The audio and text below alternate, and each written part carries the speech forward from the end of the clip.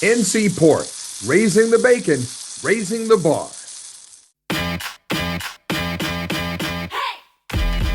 Clearly, we're disappointed. We didn't come here to lose. We came here to compete, and for stretches of the game, we did just that. You know, when you have a long week, a long layoff like we had, you make choices as a coach, and we limited contact and probably didn't do a good enough job of emphasizing rebounding for the last week. That's on me. You know, you make decisions. I thought our first shot defense tonight was terrific.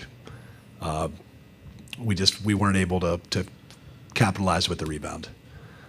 We've been a fairly sound defensive rebounding team for the second half of the season. It's something we placed a great emphasis on. It was a miscalculation on my part, and you know, I let our team down today. I'm disappointed for that. That being said, 29 wins, you know, making the first ever appearance in the NCAA tournament for High Point University special. I don't want to take away from these guys in this great season dwelling on one game where I didn't do a good enough job having them ready. I'm proud of this group. I'm proud of the guys sitting to my right. We've done exactly what we've talked about for a long time. We've been the first ever. We certainly hope that we'll be back soon. Thank you for that, Coach. We're now going to take questions for Demarion and Trey only. Raise your hand if you have any questions. Right here in front, right, please. Robert Listella, bracketeer.org. I have a question for both student athletes. Demarion, Coach Huss obviously helped your game this season. What exactly kind of did he do to help you bounce back to what you were doing at GWU? And Trey, as a senior, he convinced you to come back, obviously. Did you kind of see the vision for what was possible for this season ahead of time? Let's start with you, Demarion, please. Thank you. Well, yeah. Well, first he installed confidence in me, got my confidence back, made sure I was mentally right. And then, yeah, just a lot of reps this summer. I mean, he put me in the best positions to show what I do, and forever grateful for that. Yeah, I mean, Coach Huss, whenever we met in the summer, he told me that we had an opportunity to make history. And, you know, we had a lot of guys that came out of the transfer portal. We're super deep. You know, it was hard at first just to see, you know, my own minutes, my own ego, my own desires get in the way. But, you know, as time went on, I realized, and Coach Huss helped me realize, that there's something so much deeper than your own selfish desires, and that's to get a part of something bigger than yourself. You know, we talk about it all the time, but that's called sacrifice, and sacrificial love runs deep, and that's why this brotherhood is unlike anything I've ever been a part of. But I want to give glory to my Lord and Savior, Jesus Christ, because he's the one that sacrificed for us, and he's a leader, and it's him that's the reason why we were able to do that. And it's him that's the reason why we were able to sacrifice and get a part of something bigger than ourselves and to crucify our own egos and our own desires every single day. Thank you for that. We'll take one up here front center. Matt Norlander, CBS Sports. I wanted to ask you guys about the fan turnout. You know, the university posted a video earlier today. I understand there was a big charter and a bunch of them flew up. It's a very impressive showing on behalf of the Faithful in Purple. Just what did it mean to see all those folks out there, to see you guys play a competitive game? Did you anticipate you'd have that much fan support all the way up here, tucked in the Northeast? I'd love to hear from both of you on that. Yeah, absolutely. I feel like I had an idea just because they've been behind us all year. I mean, we probably have the best mid-major fan base in the country. So, yeah, we expected them to be here, and they was expecting a win. I mean, we didn't come here preparing to lose. So, yeah, we knew they was going to show up. Yeah, for sure. High Point's a family, man. Like, you can just sense it the moment you step on their campus. I don't know if any of you guys have been up there, but the place is incredible. Like, we love going to school there. The family there is just incredible. And, you know, we got so many people that are very passionate about High Point basketball. And it's just a joy to be a part of something like that. Whenever you have that much momentum behind something that you do and that much love behind something that you do, it gets you emotional, man. So, you know, I'm grateful for my time at High Point. I'm grateful for the fans. Props to them. Props to Huss Bus, my buddy Quale. He's the one that runs it, so shout out to him. Thank you. Take one here to the right. Yeah, Carter Bills, North State Journal, and High Point alum. Trey and Demarion, Coach Huss put a lot on himself for the loss, but you guys obviously had an incredible season. Talk about your appreciation for Coach and what he did to help you get here and helping you have a great season overall. Really, I'm just grateful for the honesty. I mean, he told me a plan this summer, and everything that he said came to fruition. So I'm just grateful for the honesty. Yeah, I'm just grateful that I was able to be a part of something big. You know, like we could have gone anywhere in the country. There's so many people that could have played somewhere else, and I know I could have played more minutes. I know I could have played somewhere else and maybe make more money. But it's not about that. Like the memories that I've made at High Point has just been surreal, and I wouldn't have changed my college career for anything. Thank you. We'll take one more here for student athletes. Right. DeMarion, it was a 3-point game, 7 minutes to go. Can you kind of just share with us what the confidence level was like on the floor and the communication levels among anybody as you were coming down the stretch there? Yeah, even when we were down 10, I mean, we keep the same approach to everything we do. We was very confident going into the game.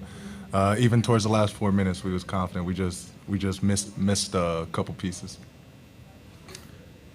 DeMarion and Trey, you guys can head back. Thank you very much for your time. Thank you. We'll take questions for Coach Huss right here in front. Alan, congrats on a really good season. Want to get a little bit of framing on your preparation in playing Purdue in this regard.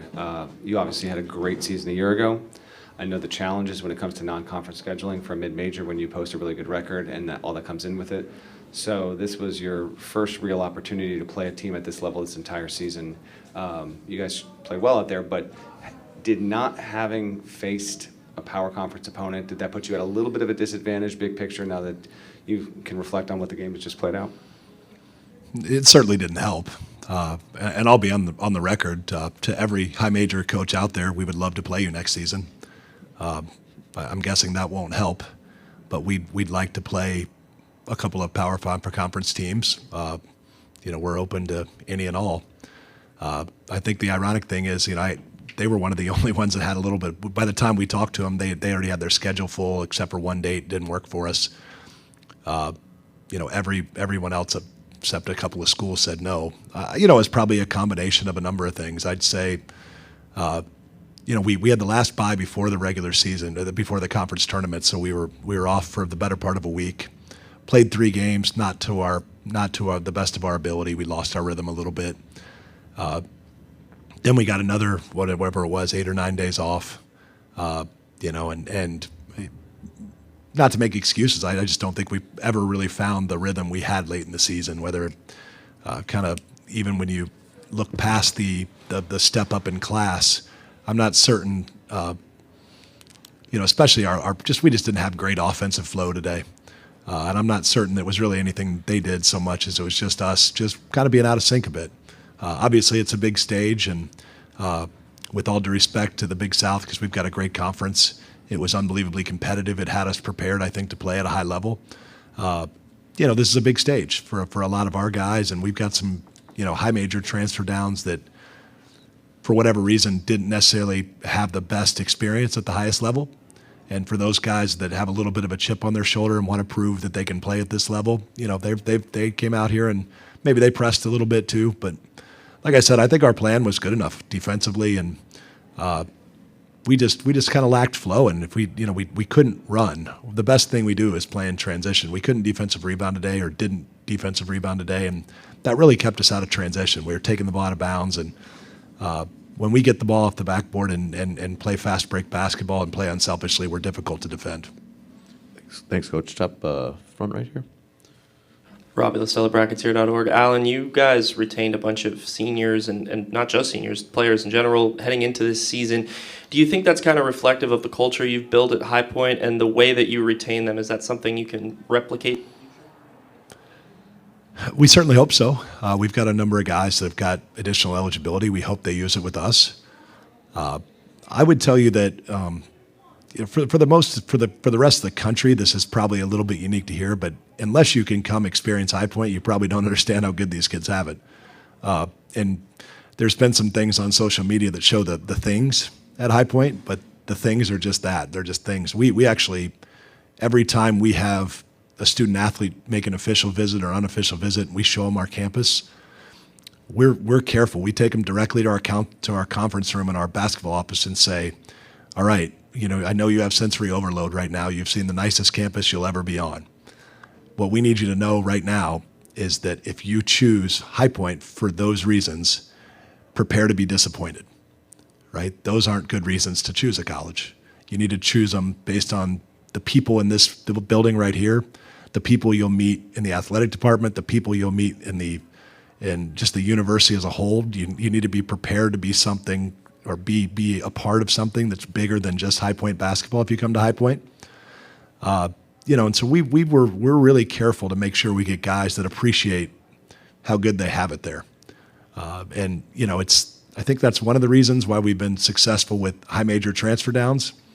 You come to High Point, a lot of people think if you go to the mid-major level, it's maybe not quite as nice, and it's quite the opposite. Doesn't matter where you come from. If you come to High Point, you're going to have an experience that's better than where you came from. Thank you, Coach. We have time for one more just behind. Coach Huss, you talked about the rebounding in today's game. Their offensive rebounding was obviously a huge difference. What was the chatter on the sideline in the huddle? Could your guys feel the size and length of Purdue? Yeah, I mean, I think it was, again, when you get dominated on the backboard like we did today, I don't know if it was one single thing. It was more of a series of problems. We've done a good job. We switch a lot of 1-4 ball screens. They set a lot of we inverted the matchup with Kaufman and put a 4-man on him a lot of the time today. We were in some huge disadvantaged situations, and typically we do a good job of winning those battles with numbers. I thought we were a little passive in kind of those 50-50, 60-40 type situations, and we just watched a little bit. And all we were trying to do is just get that kind of game speed. Of pursuing the basketball game speed. We needed to get to that like kind of tempo and that urgency level.